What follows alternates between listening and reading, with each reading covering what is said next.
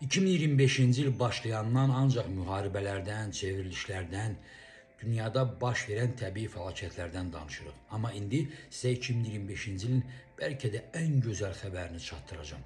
Amerika Birləşmiş Ştatlarında DDL-920 adlı dərman preparatı kəşf edilib. Bu xəbəri verən mənim də yaxın dostum olan doktor Müşfiq Hüseynovdur. Diqqətlə qulaq asın, xəbəri indi sizlər üçün oxuyuram. Demək, bu dərman preparatı bütün travmalar sonrası yaranan dayaq hərəkət funksiyalarının itməsini, yəni iflicin qarşısını alacaq. Bu dərman preparatı vasitəsilə iflic aradan qalxacaq.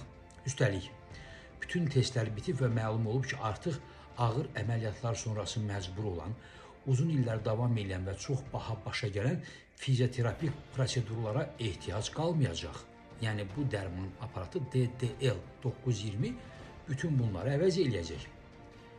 Yəni bununla da doktor bildirir ki, biz bir əsrin artıq sonuna gəlirik. İnşallah deyir, növbədə diabet, Alzheimer və xərçəng xəstəliklərinin dərmanının tapılması olacaq. Biz də buna ümid edirik və doktora, Amerika alimlərinə də buradan öz təşəkkürümüzü bildiririk. Bir daha deyirəm, iflicin sonu gəlib, onun yeni dərmanının adı DDL-920-dir. Onun nə vaxt istehsala çıxacağı, nə vaxt satılacağı haqqında isə öz Telegram kanalımda məlumat verəcəm. Abunə olun və oradan oxuyun.